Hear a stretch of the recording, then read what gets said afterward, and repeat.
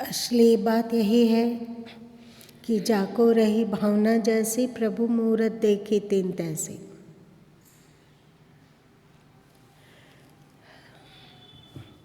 जिसकी जैसी भावना होती है वो उस परिस्थिति को उसी तरह देखता है।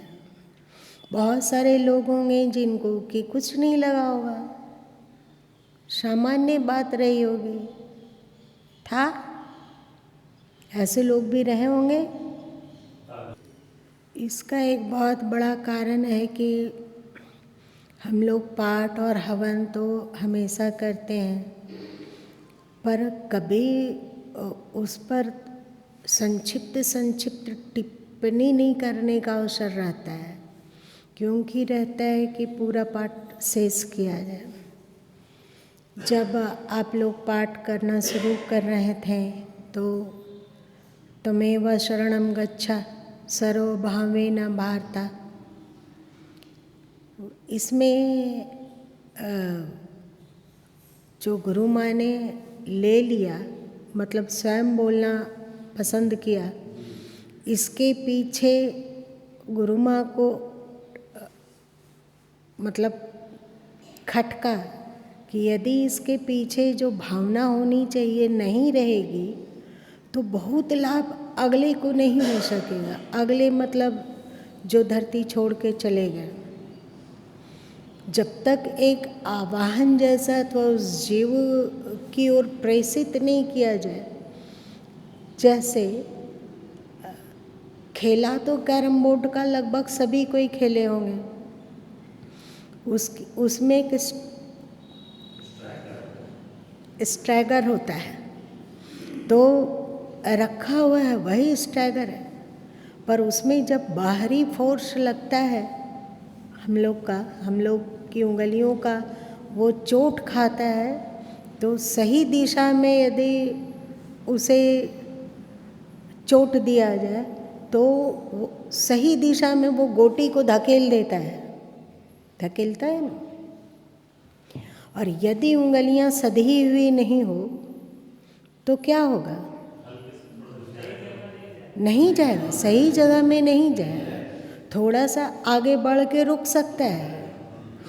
आप में, आपकी उंगलियों में वो क्वालिटी होनी चाहिए कि उस स्ट्रैगर को जिस ओर भेजना चाह रहे हैं उस ओर वो जाए, और जो लक्ष्य बनाने का उद्देश्य है उस लक्ष्य को धकेल कर गोटी से पूरा करवा दे, है ना। इस तो ये स्ट्रैगर, और संसार तो कैरम बोर्ड है ही, और इसमें गीता हो, बीजक हो, ये एक स्ट्रैगर की तरह है। अब किसकी चोट उस स्ट्रैगर पर लग रहा है, किसकी चोट, सदा हुआ हाथ या सदा हुआ हाथ नहीं, इस पर बहुत निर्भर करता है जीत और हार। गीता वही है, गीता मतलब स्ट्रैगर। अब इसीलिए गुरु माँ ने ले लिया कि भाई अर्थ बोलने की कोशिश तो की जा सकती है ना, अर्थ पढ़ के और उसका 1-2 लाइन 3 लाइन में समझाने का कोशिश किया जा सकता है। और दूसरी बात कि जो गोटी है, अगले हम लोग जीवन काल में भी गोटी हैं, और साथ साथ में जो नहीं रहा इस धरती पर, जिनके लिए कि कल पाठ हुआ, वो भी एक गोटी की तरह है। लक्ष्य है सत्य के कुएं में डालना, है ना। क्या उसको कहते हो? गुच्ची। इसको और क्या कहते हैं?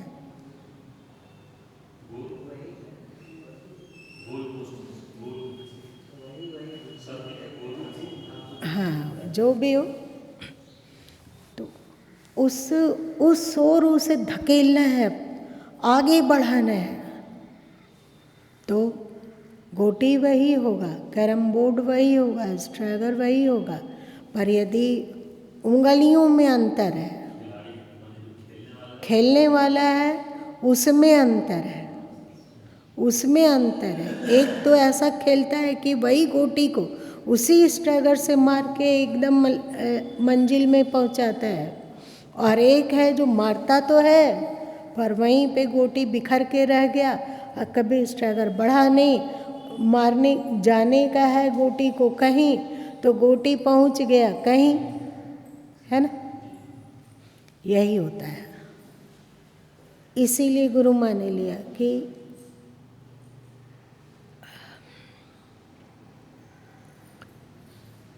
पता नहीं कल क्या होता है, कल किसके जीवन में क्या घटता है, कल कौन रहता है कौन नहीं रहता है, पर यदि आज शरीर स्वस्थ हो, आज यदि दिमाग ठीक से काम कर रहा हो, आज यदि आँखें ठीक से कार्य कर रही हो, शरीर उस स्थिति में हो, तो पल पल का लाभ उठाना चाहिए। अपने पहरे जागिए ना पड़े रहिए सोए, ना जाने चिनेक में किसका पहरा होए। इसका अर्थ क्या होता है जरा बताइए। अपने पहरे जागिए ना पड़े रहिए सोए,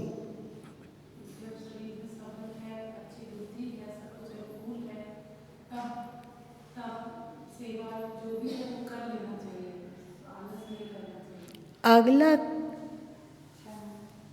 किसका पहरा होगा कहा नहीं जा सकता है, नहीं कहा जा सकता है। आपका एक बार एक्सीडेंट हुआ था ना, कैसा लगा था? खत्म।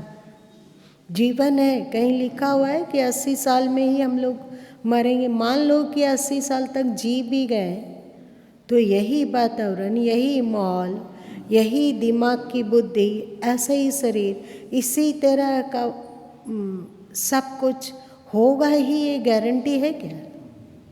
नहीं गारंटी है। इसीलिए जो भी पल मिला, जितना ही अवसर मिला, उसमें ही तू संभल, गा मेरे मन, था ना एक भजन कोई।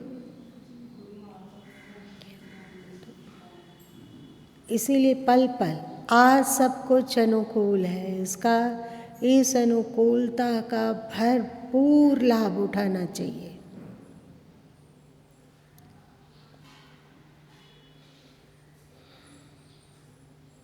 केवल पैसा कमाने से क्या होगा? पैसा जरूरी है, जीवन में धन नहीं है तो शायद आप लोग इकोनॉमिक्स में पढ़ते हैं ना कि संसार की धुरी अर्थ है, ऐसा कहीं लिखा हुआ है क्या?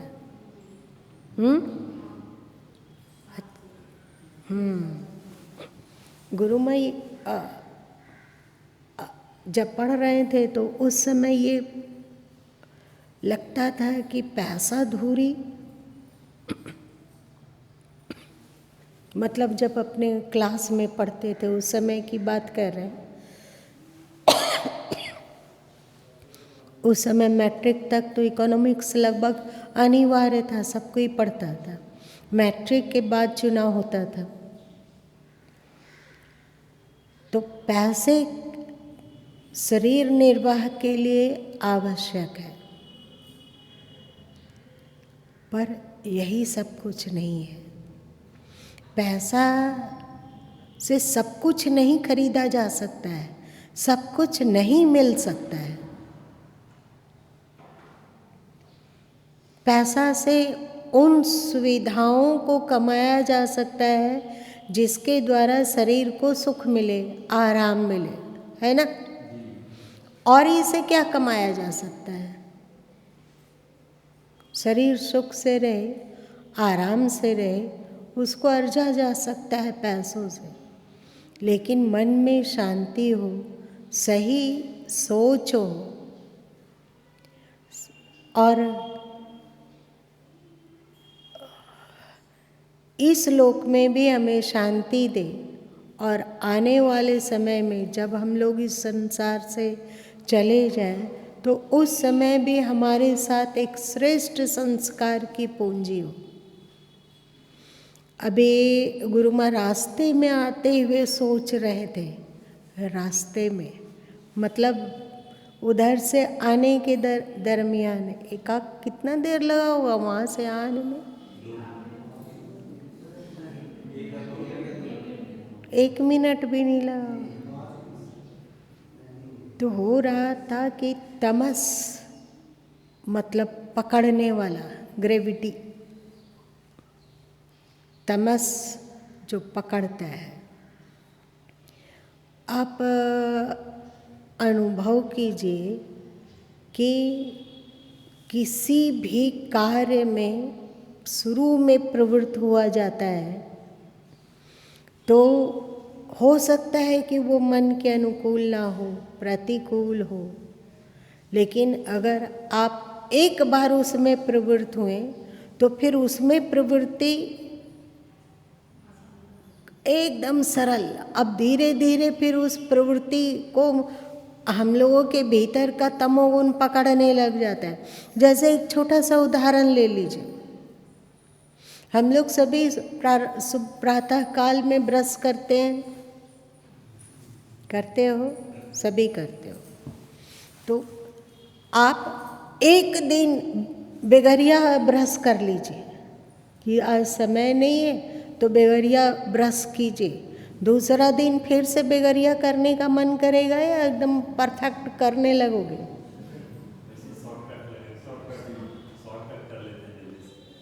हाँ, कि अभी तो एक दिन तो जो आपने जल्दीबाजी में ब्रश किया वो इसीलिए किया क्योंकि आपको जल्दी निपटाना था, देर हो रही थी, कहीं भी कोई भी लक्ष्य हो उसमें देर हो रही है तो हमें जल्दी से उसको निपटा दिया।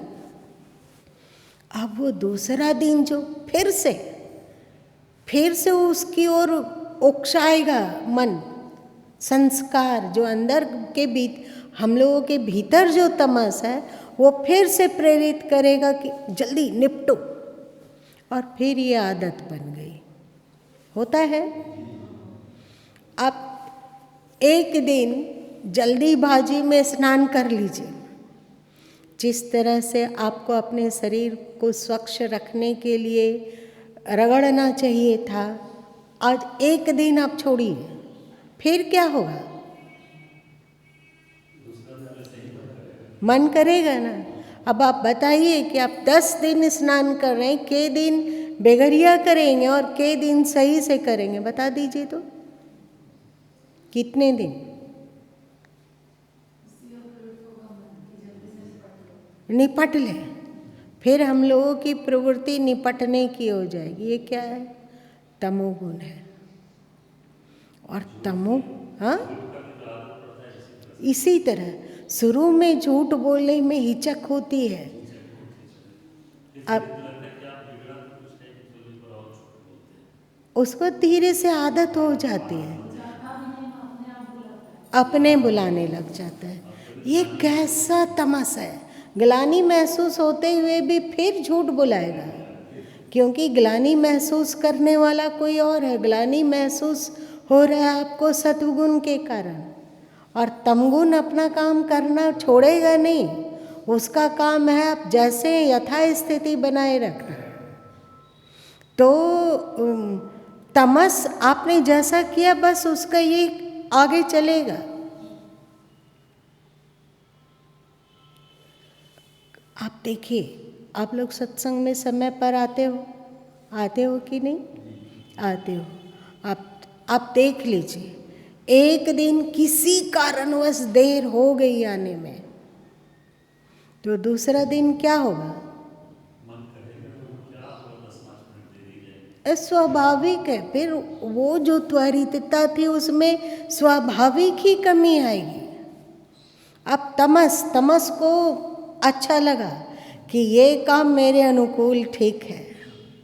अब इस जीव को अपनी इच्छा अनुसार इसी में यथा स्थिति बनाए रखने हेतु तो जितना हो सकेगा वो जकड़ेगा। इसी का विचार करते हुए आया जा रहा था। भी 1 मिनट में इतना विचार, 1 मिनट लगा होगा, पता नहीं। प्रसाद लिया गया, चंदन लिया गया, उसके बाद इधर आया गया, तो हो सकता है 1 मिनट लगे। अंदर अंदर हो रहा था सावधान, सावधानी हटी कि दुर्घटना घटी। कितना होश की आवश्यकता है देखो।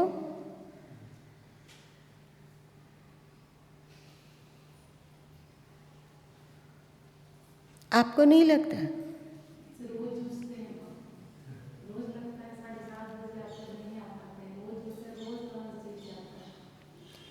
तमस कभी न कभी हम लोग जानबूझ के किए होंगे, होशो हवास में किए। अब उसके बाद तमस, तमस अपना आधिपत्य जमा लिया। इतना आसान है क्या फिर इस तमस के चक्र को तोड़ पाना?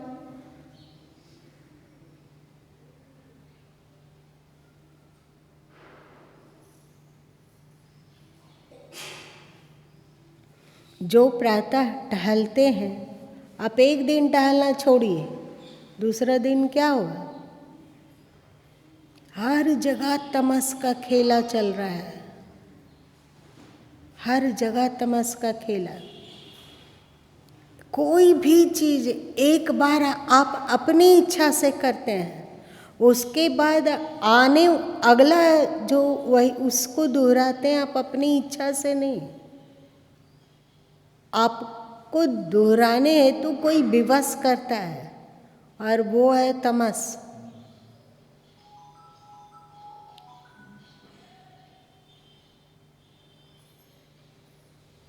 घूमने की जो प्रवृत्ति है उसको दोहराया जाता है, उसमें तो तमस का रोल नहीं है। तुरंत तुरंत मज़े से आप फिर घूमने चले जाते हैं कि थोड़ा आलस से लगता है कि नहीं आज मौसम थोड़ा ठंडा लग रहा है, छोड़ देते हैं। नहीं तो बार बार जो घूमता है उसमें भी तमस काम कर रहा है कि वो तो जो टहलने के लिए फिर उसको मेहनत, एक दिन आप नागा करके देखिए ना। एक दिन आप सोचिए कि हमें सत्संग में आज छोड़ देते हैं, ये काम है, ये काम है, ये काम है, ये काम है। उसके बाद फिर देख लो तमाशा, तमस का लगा। बहुत बहुत होश में रहने की आवश्यकता है। और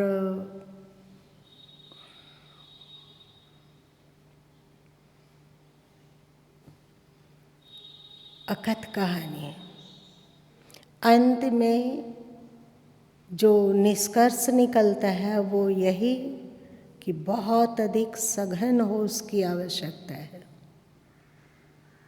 आप लोग को नहीं लगता है? लगता है ना? अब एक उदाहरण ले लेते हैं। तुम लोग के बारे में कुछ बोल सकते हैं, आप लोगों का इंसल्ट तो नहीं होगा? अब जैसे सदानंद जी हैं और क्या जगदम्बा जी, शुरू में उन्होंने किसी कारणवश अपनी इच्छा से सत्संग में नहीं आ पाए, और उसके बाद फिर क्या हुआ? जो बंदा प्रतिदिन बिना सत्संग में आए उनका जिनका भोजन नहीं पचता है, अब वो जो एक तरह से सोचो कि तमस को हमने आमंत्रण दिया, निमंत्रित किया। एक बार कोई शैतान को अपने घर में निमंत्रित कर दे, उसके बाद फिर शैतान को घर से निकालना आसान नहीं रह जाता है।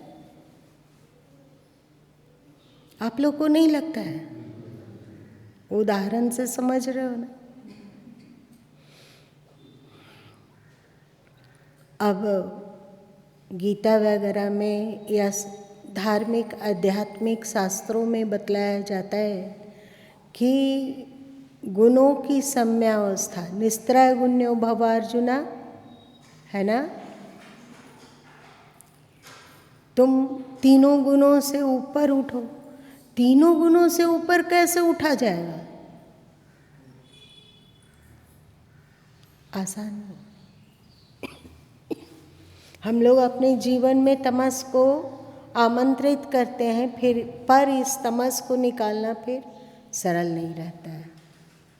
जैसे बीजक, बीजक का पहला रमैनी क्या है?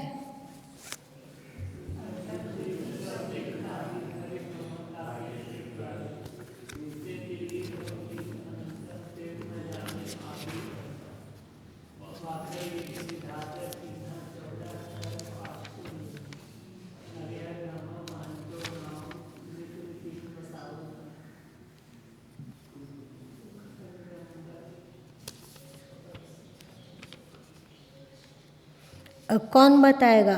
अंतर ज्योति शब्द एक नारी, हरि ब्रह्मा ताके त्रिपुरारी। और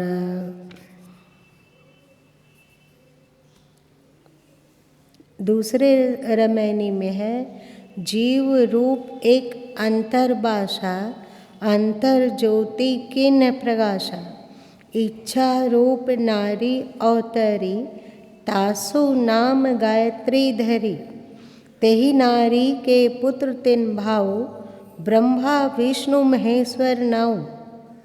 बताइए इसका अर्थ कौन बताया? ये 2 दिन 3 दिन पहले इस पर विचार उत्पन्न हुआ था। ऐसे ही फुर्सत के समय में कहीं जाते आते या और कहीं। अब आप लोग बताओ कि क्या होगा इसका अर्थ?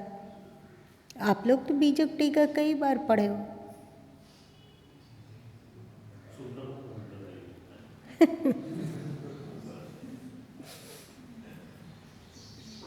बताओ। हे बताइए राम जी।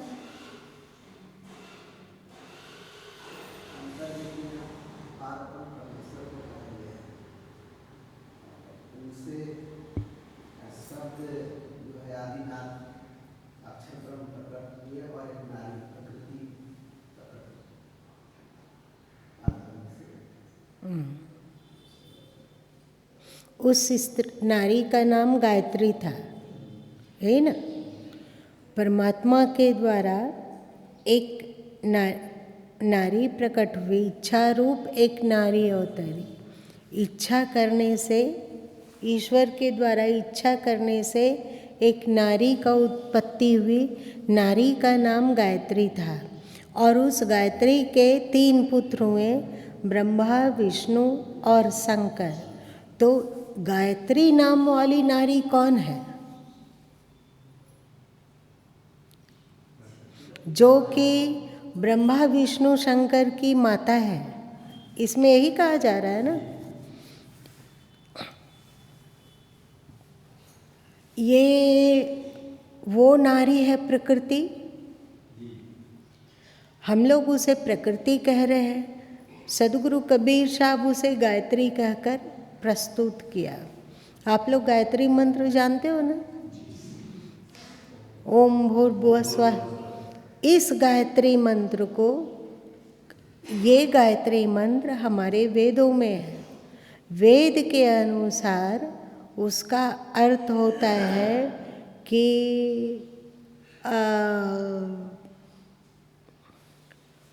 गायत्री एक छंद है, कोई ऐसा नहीं है कि कोई आकार है। तो लेकिन इस छंद में कहा गया कि वह परमात्मा जो कि प्रकाश से परिपूर्ण है। प्रकाश मतलब ज्ञान, ज्ञान से परिपूर्ण है। वो हमारी बुद्धि को भी ज्ञान से परिपूर्ण करे। इसका मोटा मोटी अर्थ यही है कि वह प्रकाश स्वरूप परमात्मा जिसमें अनंत प्रकाश है, अनंत ज्ञान है, उस परमात्मा का आवाहन किया जा रहा है कि हे प्रकाश स्वरूप परमात्मा, हे ज्ञान स्वरूप परमात्मा, आप मेरे अंतस को भी ज्ञान से प्रकाशित कर दीजिए, मेरी बुद्धि को भी ज्ञान से प्रकाशित कीजिए। पर बाद में आचार्य श्री राम शर्मा, पता नहीं उन्होंने क्या सोचकर किया, गायत्री के 24 अक्षरों को 24 देवी के रूप में प्रस्तुत किया। उसके बाद हम लोगों के दिमाग में गायत्री की छवि कैसे होने लगी? जैसे ही गायत्री मंत्र किया जाता है तो हंस में सवार एक आकृति, एक देवी। अब देवी को हम समझते हैं कि ये है, लेकिन नहीं, यहाँ पर जो सदगुरु कबीर साहब कह रहे हैं ये कोई आकार को लेकर नहीं कह रहे हैं। तासो नाम गायत्री धरी मतलब प्रकृति प्रकट हुई। प्रकृति को नारी कहा जाता है ना, प्रकृति को नारी कहा जाता है और परमात्मा को पुरुष कहा जाता है। जब प्रकृति में परमात्मा का अंश आता है तब सृष्टि का निर्माण होता है। ये थोड़ा ज़्यादा गूढ़ हो रहा है क्या, समझ में आ रही है? तो उस प्रकृति जो कि गुणों की सम्यावस्था है, प्रकृति का जब निर्माण हुआ शुरू में तो प्रकृति के तीन आयाम है, सतगुण, रजगुण और तमगुण। यही तीनों के सम्मिलित रूप को प्रकृति कहा जाता है।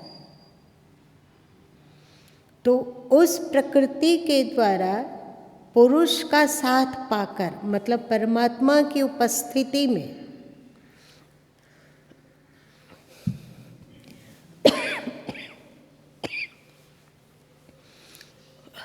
परमात्मा की उपस्थिति में उसके द्वारा 3 पुत्र प्रकट हुए, सतगुण, रजगुण और तमगुण।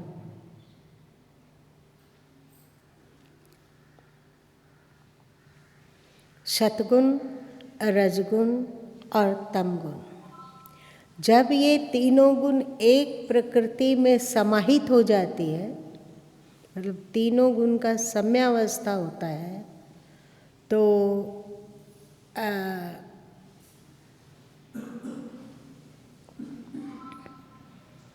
तब क्या होता है कि फिर व्यक्ति निस्त्रय गुण हो जाता है और ईश्वर को समझने में कामयाब होता है। ये तीनों गुणों का सम्यावस्था कैसे होगा?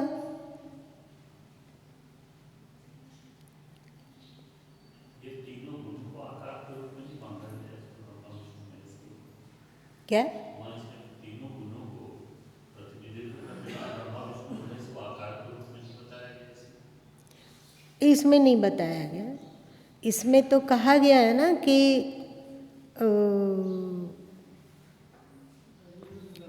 रजगुण ब्रह्मा, तमगुण शंकर, सतगुणी हरि होई। तो सदगुरु कबीर साहब स्पष्ट शब्दों में कह चुके हैं, सतगुण का यदि हम लोग सही तरीके से उपयोग करते हैं, सत्य-गुण का यदि हम लोग सही तरीके से उपयोग करते हैं तो सतगुण धीरे धीरे करके हमारे स्वभाव में तो रचता बसता ही है, साथ साथ और कुछ कर जाता है। रजगुण को यदि हम लोग सही तरीके से उपयोग करें, करना सीख लें, तमस को हम सही तरीके से उपयोग करना सीख लें, जैसे ही हम तीनों का सही तरीके से उपयोग करना सीखते हैं तो ये सम्यावस्था की स्थिति आ जाती है। तो इसी सम्यावस्था को कहा गया निस्त्रय गुण्य। अब बताओ सत्वगुण का सही उपयोग क्या हो सकता है?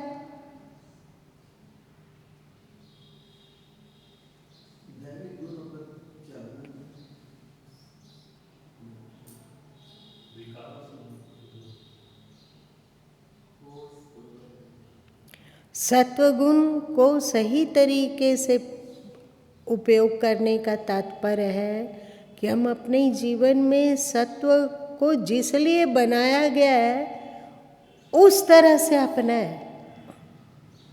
ईश्वर के द्वारा ही सत्वगुण बनाया गया है, रजगुण भी बनाया गया है, तमगुण भी बनाया गया है। इन तीनों की आवश्यकता है पर संतुलित मात्रा में। तमस की भी आवश्यकता है पर संतुलित मात्रा में। रजस की भी आवश्यकता है पर संतुलित मात्रा में, और सत्व गुण की भी आवश्यकता है संतुलित मात्रा में। अब जैसे जिस दिन विजयदशमी था तो शाम के समय में माता पिता के साथ कुछ बच्चे भी आए थे। तो गुरु माँ ने एक बच्चे उन लोगों से कुछ कुछ बुलवाया जा रहा था गुरु माँ के द्वारा। गुरु माँ कोई क्वेश्चन किए और बच्चे उसका उत्तर देते थे। पहले तो दूसरा ही था कि कोई भी क्वेश्चन करे, जिसका उत्तर जो यहाँ खड़ा है वो देगा।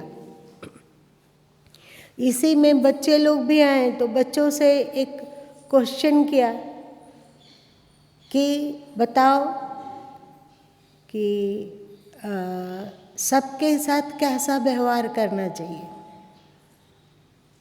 तो बच्चे ने कहा कि सबके साथ अच्छा व्यवहार करना चाहिए। कोई भी, हम लोग इस क्लास में पढ़ रहे हैं, स्कूल में हैं, बहुत सारे बच्चे हैं, तो हम लोग को चाहिए कि सबके साथ अच्छा व्यवहार करें। और यदि कोई हम पर चिल्लाता हो, क्रोध करता हो, तब भी हम उसके साथ अच्छा व्यवहार करें। तो गुरु माँ एक प्रश्न पूछे कि ये बताओ कि कोई तुम्हारी माँ के पास आता हो और तुम्हारी माँ को गाली गलौज करता हो और तुम्हारी माँ को परेशान करता हो, तो उसके साथ कैसा व्यवहार होना चाहिए। तो वो बोला कि उसके साथ भी अच्छा व्यवहार होना चाहिए।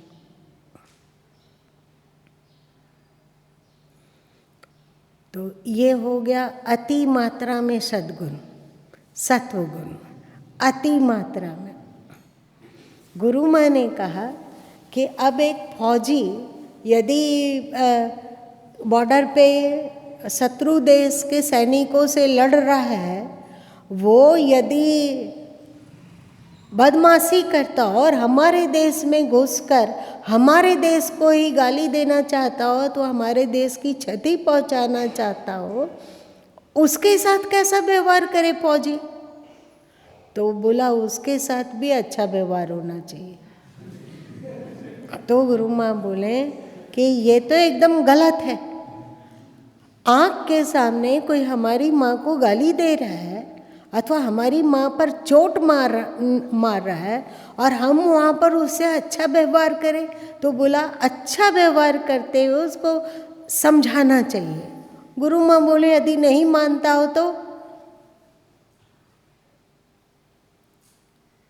तो बोला कि फिर भी कोशिश करना चाहिए कि अच्छा व्यवहार हो। गुरु माँ ने कहा कि नहीं, उसके साथ अच्छा व्यवहार नहीं होना चाहिए। उसे आँख तरेरे और बोले कि रुक जाओ, और यदि नहीं रुकता है और माँ के साथ बदतमीजी से पेश आ रहा है, तो ऐसे उसको कैसे छोड़ दिया जाएगा। दिव्यम बोला, दिव्यम से गुरु माँ पूछे कि बताओ कि यदि गुरु माँ को कोई गाली देता हो तुम्हारे आँख के सामने, तो तुम क्या करेगा। तो बोला उसको हम छोड़ेंगे नहीं।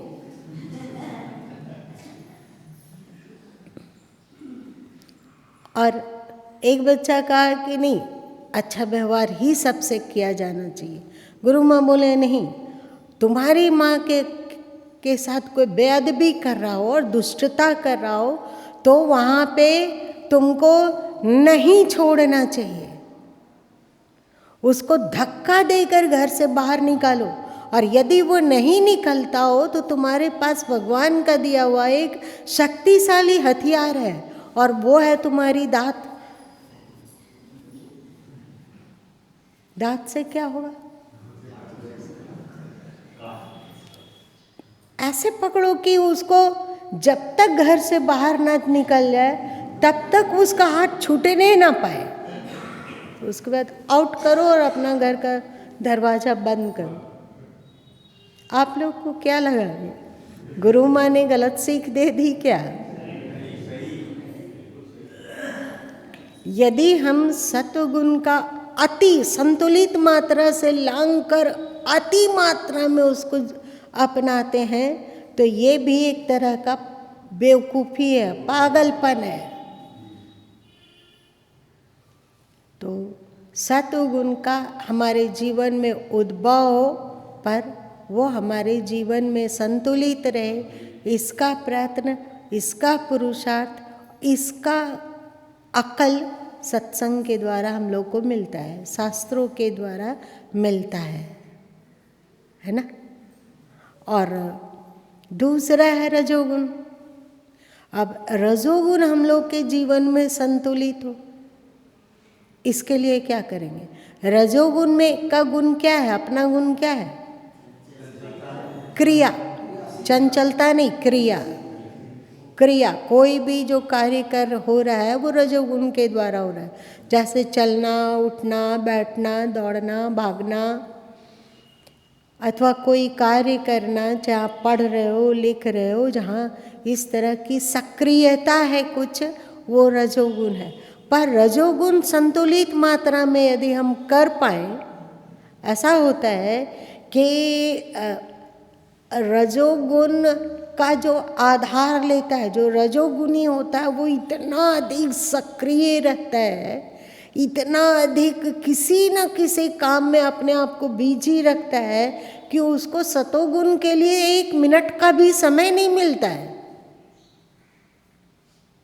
ऐसे ही लोगों की नींद खोती है। जो बहुत सारे लोग कहते हैं ना कि अब नींद जल्दी आती ही नहीं है, इसका कारण कि उसके अंदर में रजोगुण इतना ज़्यादा सक्रिय हुआ, इतना ज़्यादा कि अब शांति से ध्यान कर पाना बिल्कुल कठिन हो गया, और नींद आ पाना ये भी कठिन हो गया। मतलब तमस की जितनी आवश्यकता थी वो भी नहीं रही, और सत्वगुण की जो आवश्यकता थी वो भी नहीं रही। अब जो कुछ है सो रजस है। भाग दौड़, ये किए, वो किए, ऐसा किए, वैसा किए, ये काम पूरा हुआ तो वो काम करने लगे, वो काम पूरा हुआ तो कोई तीसरा करने लगे। अब हो गया रजगुण का दुरुपयोग।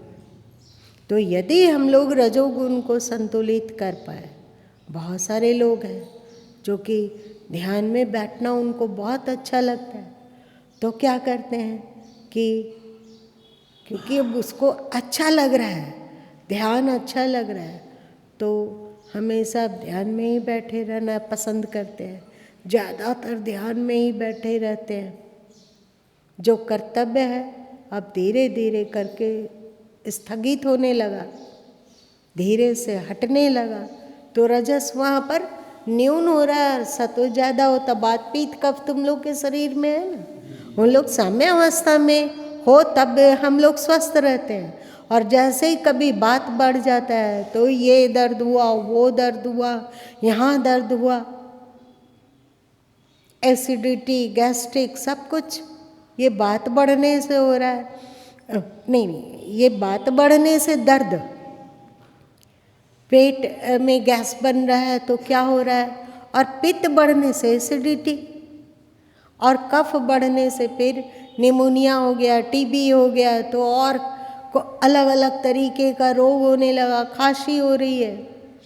ये तीनों गुण जब अपनी संतुलित संख्या से बढ़ता है तो सब तीनों ही रोग का जड़ है। वैसे ही ये तीनों गुण है, सत्वगुण, रजगुण और तमगुण। सत्वगुण का मतलब होता है शांति, सत्वगुण का मतलब होता है प्रकाश, एकाग्रता, प्रसन्नता, निर्मलता, पवित्रता। रजगुण इतना बढ़ गया हम लोग के जीवन में कि सत्वगुण कम होने लगा है। आप लोग, हम लोग अपने जीवन को देखेंगे, सत्वगुण कम होने लगा। अब हम लोग का जीवन में आधिपत्य प्राप्त कर लिया रजोगुण। कुछ काम करो, कुछ काम करो, जग में रहकर कुछ नाम करो। बस कुछ काम करो, कुछ काम करो। ये काम निपट गया तो अब झाड़ू लगाते हैं, अब ये भी निपट गया तो उसको करते हैं, वो भी निपट गया तो एक और 14 काम दिमाग में पहले से ही है, उसको निपट लिए तो कोई और के। अब इसमें नींद भी खोई और शांति भी खो गया, दोनों। और यदि संतुलित रखते तो नींद भी बनी रहती और शांति भी बनी रहती। काम के समय में काम, ध्यान के समय में ध्यान, और विश्राम के समय में विश्राम, ये तीनों गुण एक साथ। रजस में रहते हुए भी दिमाग को शांत रखने की क्वालिटी हम लोग को आनी चाहिए अथवा लानी चाहिए, सही।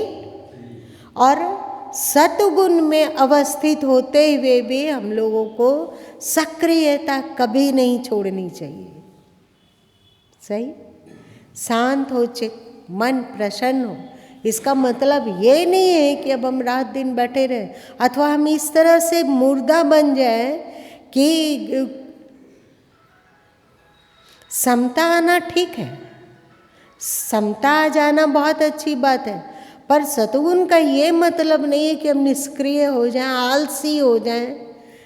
एक अजगर करे ना चाकरी, पक्षी करे ना काम, दास मलुका कही गए सबके दाता राम। ऐसा नहीं चाहिए कि हमें अब अजगर करे ना चाकरी, पक्षी करे नहीं काम, हमें राम देगा, नहीं, वो नहीं, ये गलत।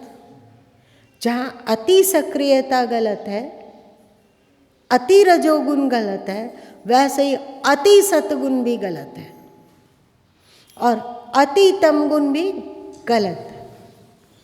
अति तमगुण क्या होता है?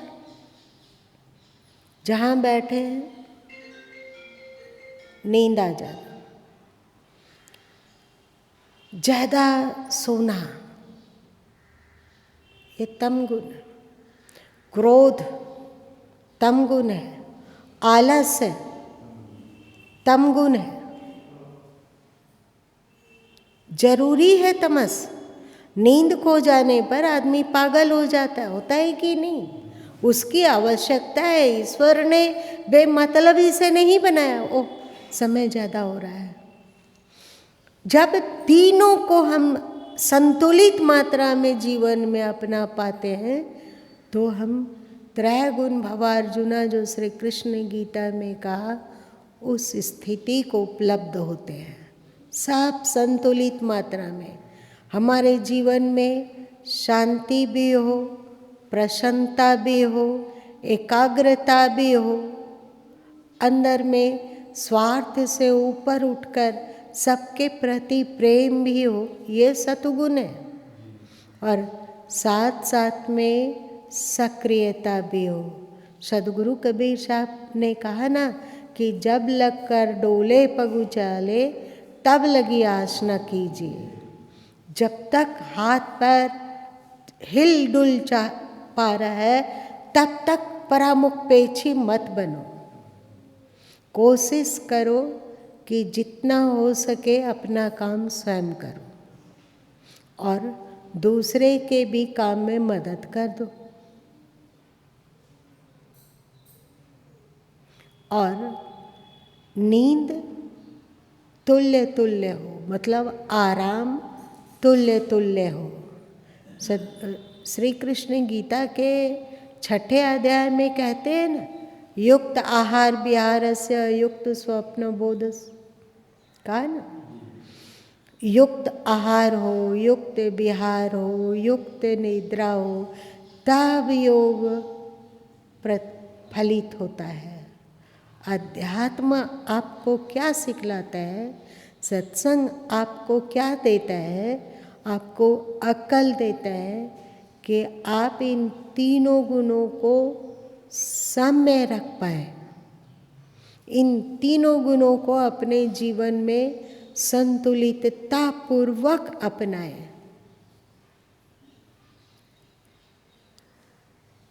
सही सक्रियता, सही शांति। ध्यान के समय जब इस अवस्था को प्राप्त करेंगे तो ध्यान के समय में आप भली भांति एकाग्र हो पाओगे, आपका मन चुप हो पाएगा। हम लोग अभी नवरात्रि में हवन किए थे ना, रमैनी पाठ किया गया था हम लोग के द्वारा जी। तो चर्चा की गई कि बताओ कि 84 रमैनी में कितने रमैनियों में मन भाग गया होगा, वृत्ति अर्थाकार नहीं रही होगी, इधर उधर भटक रही होगी, कहीं दिमाग उड़ रहा है और इधर रोबोट की तरह हवन हो रहा है। तो कितने रमैनी ऐसा हुआ होगा जो कि अर्थाकार वृत्ति रही होगी, सब कुछ समझ में आ रहा होगा, एक एक शब्द के मीनिंग आपके दिमाग में साकार हो रहा होगा। ये देखना होगा ना, ध्यान दो कितने रमैनी। तो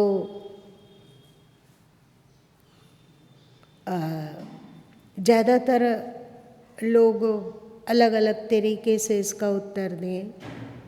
तो गुरु माँ ने कहा कि 84 रमैनी वैसे सोच कर नहीं बैठा गया था, सोचा गया था 58 रमैनी, पर इतनी मस्ती आ रही थी कि पूरा का पूरा हो गया, फिर भी मन नहीं भरा। तो बताया गया कि लगभग 8 से 10 रमैनी ऐसा हुआ होगा पूरा 84 रमैनी में मिला के, जब मन कहीं और विचरण कर रहा होगा।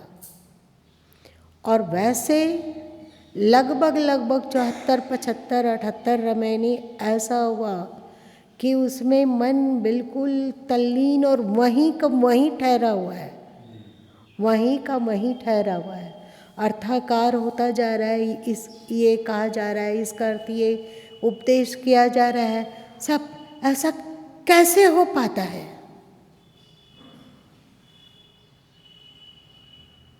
कैसे?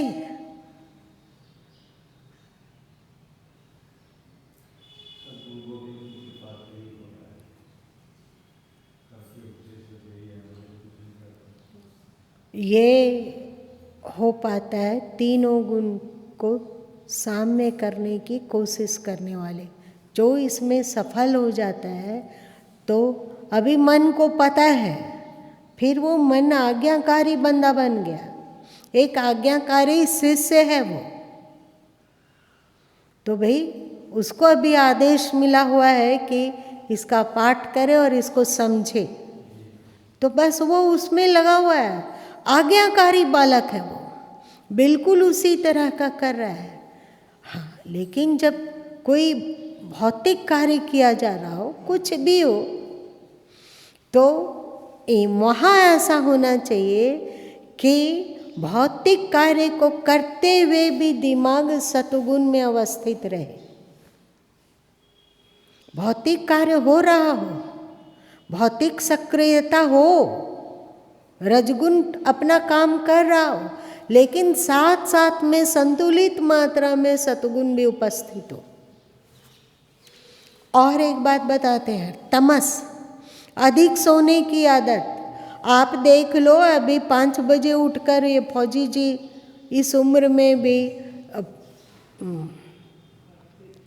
आरती में सम्मिलित होते हैं, स्नान आदि करके और उपस्थित होना, पाठ करना, वो जयकारा इत्यादि करते हैं तो गुरु माँ का कान खड़ा होता है, क्योंकि वो आवाज़ वहाँ तक जाती है। इसका कारण क्या है कि इन्होंने इसे संतुलित किया। आप एक दिन 6 बजे उठ के देखो, दूसरा दिन मन करने लगेगा, घड़ी देखे कि अभी तो इतना ही बजा है, थोड़ा और सो लेते हैं, 6 बजे के लगभग उठ जाएंगे। 6 बजे उठने लगोगे, और यदि किसी दिन ज़्यादा सुलवा गया और 6:30 बज गया, तो जानते हो ये तमस फिर पकड़ लेगा। होता है या नहीं होता है? इसको संतुलित मात्रा में रहने दो। यदि इस तरह हम तीनों गुणों को साध पाते हैं तो स्वाभाविक ही समाधि की स्थिति को उपलब्ध हो जाते हैं। समाधि किसको कहते हैं? बुद्धि का सम हो जाना, सम हो जाना, बुद्धि का सम होना, जिसके लिए श्री कृष्ण पूरी गीता कह दिए। ये तभी संभव है जब आप तीनों प्रकृतियों की सम्यावस्था को प्राप्त कर पाएंगे। इसके लिए क्या चाहिए? होश। इसके लिए चाहिए होश। चलो आज का समय यहीं पे शेष करते हैं। बताओ कि गुरु माँ की बातों को कौन कौन समझें और समझ सकें। वाह। और किसे किसे ऊब हुआ कि ये क्या रोज रोज कोई सूक्ष्म चीज बोलने लग जाते हैं, कब इससे आज़ादी मिलेगी? जब कोई सरल उपदेश करें गुरु माँ, ऐसा किसने सोचा? किसी ने नहीं सोचा, कोई नहीं सोचे। चलो, लेकिन ऐसा नहीं करना कि गुरु दिया कह और चेला गया बह, ऐसा नहीं करना। जो कहा गया तीनों गुण की साम्यावस्था को प्राप्त करने की कोशिश करो, यही बात बीजक में भी आता है, यही बात गीता भी कहती है और यही बात हमारी उपनिषदें भी कहती है। जब हम प्रकृति की साम्यावस्था को प्राप्त कर लेंगे तो हम समाधि में भी प्रविष्ट हो सकते हैं और हम लोग के जीवन में तो मानो शांति और अध्यात्म छलकेगा। और इस तीनों गुणों की साम्यावस्था को प्राप्त कर लेने पर अध्यात्म में क्या रहस्य है इसको भी जानने लग जाएंगे। अध्यात्म अपने रहस्यों को खोलने लगेगा। अध्यात्म अपने ऊपर से पर्दा को हटाने लगेगा। अध्यात्म मतलब ईश्वर। ईश्वर के रहस्यों को भी हम लोग फिर कुछ कुछ अवश्य ही समझ पाएंगे। आज इतना ही रहने दो।